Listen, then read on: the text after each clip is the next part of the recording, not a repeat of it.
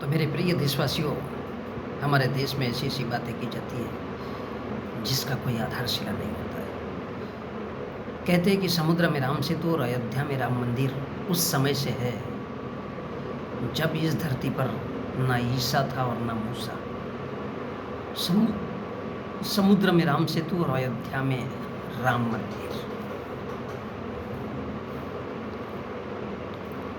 राम सेतु समुद्र में। राम सेतु जिसे कहा जाता है वो शैवाल भित्ति द्वारा बनी हुई एक दीवार है। अब 2 मिनट के लिए चलो या 1 सेकंड के लिए चलो मान लेते हैं, राम नाम के पत्थर उस समुद्र में तैरते थे। फिर आज क्यों नहीं तैर सकते? उस ज़माने में तैरते थे, आज क्यों नहीं तैर सकते? आज क्यों हमें ब्रिज बनाने की ज़रूरत है? नदियों के किनारे जब डैम बनाते हैं तो बस वही राम के पत्थर छोड़ देते हैं। लेकिन ये बेवकूफ़ी के अलावा कोई कुछ नहीं है। ब्राह्मणों ने उन किताबों में लिख दिया, जैसे वेद, कुरान, तैत्रेय ब्राह्मण, ऐत्रेय ब्राह्मण, उपनिषद, 108 उपनिषद, 4 वेद, रामायण, महाभारत, गीता। ये ग्रंथ लोगों को मिसगाइड करने के लिए लिखे हैं, पागल बनाने के लिए, जिसका न कोई अंत है और न ही कोई शुरुआत है। सिर्फ लोगों को पागल बनाने के लिए, ताकि लोग उन ब्राह्मणों की बातों को सुनते रहे, चलते रहे। तो वो राम सेतु में जो दीवार बनी है वो शैवाल भित्ति की दीवार है और उसको आस्था से जोड़ दिया गया है। कभी हो सकता है। और तमिलनाडु के करुणानिधि ने, यम के करुणानिधि ने कहा था कि राम कोई इंजीनियर था। कहती है वो वास्तविक बात है, राम क्या इंजीनियर था जिसका कोई अस्तित्व ही नहीं, जो भारत में पैदा ही नहीं हुआ। अब इसके कितने सारे सबूत देना है, क्या क्या सबूत देना है, कहाँ से शुरुआत करनी है कि राम नाम का कोई भी पुरुष भारत में पैदा ही नहीं हुआ। ये तो पुष्यमित्र शुंग को कहा गया है। क्योंकि आप गौर से देखिए, भारत के पाठ्यक्रमिक इतिहास में, मैं इतिहास की बात कर रहा हूँ, भारत के पाठ्यक्रमिक इतिहास में जिसे इस देश के स्टूडेंट को पढ़ाया जाता है, उसमें सीधे और साफ शब्दों में लिखा गया है कि राजा सागर से लेकर के अमरीश, कल्पद्मास और जाने बीच में क्या क्या नाम है, वो पज का दशरथ, दशरथ का राम, राम के लौह कुश। ये सब कपोल कल्पित कहानी है, पागलपन, बकवास। फिर इतने बड़े देश में इतने सारे लोग उसके मानने वाले कैसे हो सकते हैं? बेवकूफ़ी के अलावा कुछ नहीं, क्योंकि ये धर्म है। धर्म बेवकूफ़ी के अलावा कुछ होता ही नहीं है।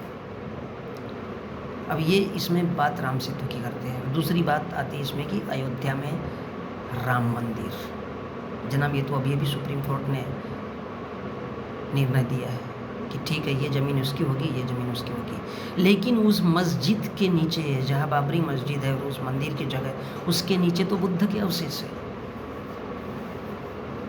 क्योंकि ये धरती तो बुद्ध की है।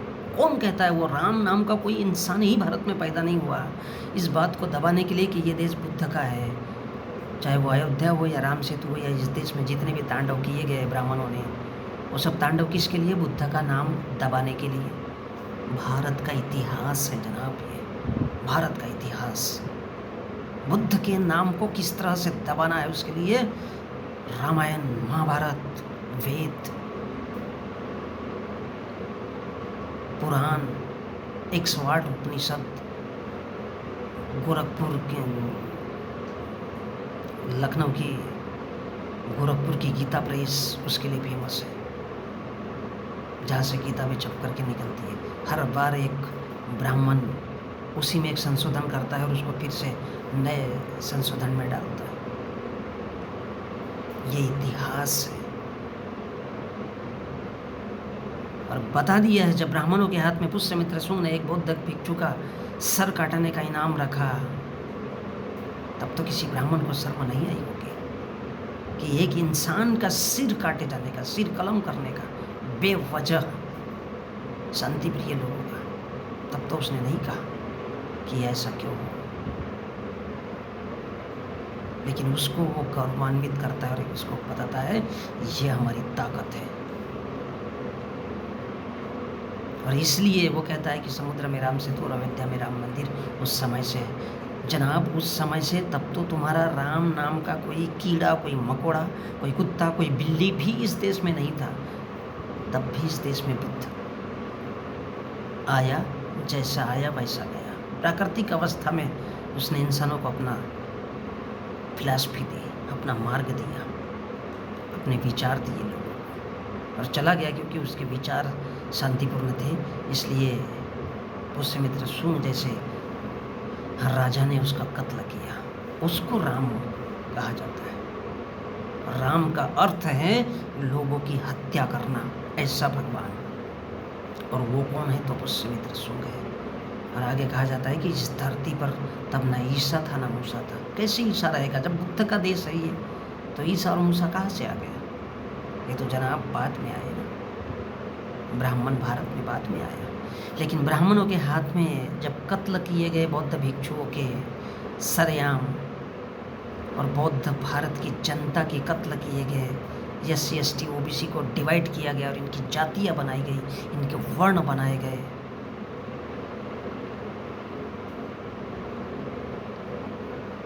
इनके वर्ण बनाए गए, जातियाँ बनाई गई, इनको आपस में डिवाइड किया गया, आपस में भाइयों भाइयों को तोड़ मरोड़ करके किसी को अछूत कहा गया, किसी को आदिवासी कहा गया और किसी को अन्ना पिछड़ा वर्ग कहा गया। तो वो ब्राह्मण ने सारे के सारे ग्रंथ किताबें अपने हिसाब से लिखी, अपने लिए लिखी, अपने फायदे के लिए लिखी। और वो आज ये कहता है कि राम सेतु और अयोध्या मंदिर, तब ईसा और मूसा नहीं था। तब भारत में बुद्ध की बात क्यों नहीं होती? इसलिए कि तुमको कत्ल करना आता है।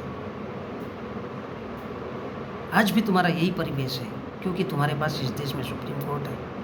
न्याय सुनाने के लिए तुम्हारे उसी बुद्ध के मंदिरों पर बैठे हुए साधु संत है, जिन्होंने उन बुद्ध के मंदिरों को काला पीला लाल हरा नीला सब बना करके अपने लोग बैठा के रखे हैं, अपनी कमाई के लिए, लोगों के फायदे के लिए नहीं, अब सिर्फ अपना जेब भरने के लिए। जी हाँ, ये भारत का इतिहास है।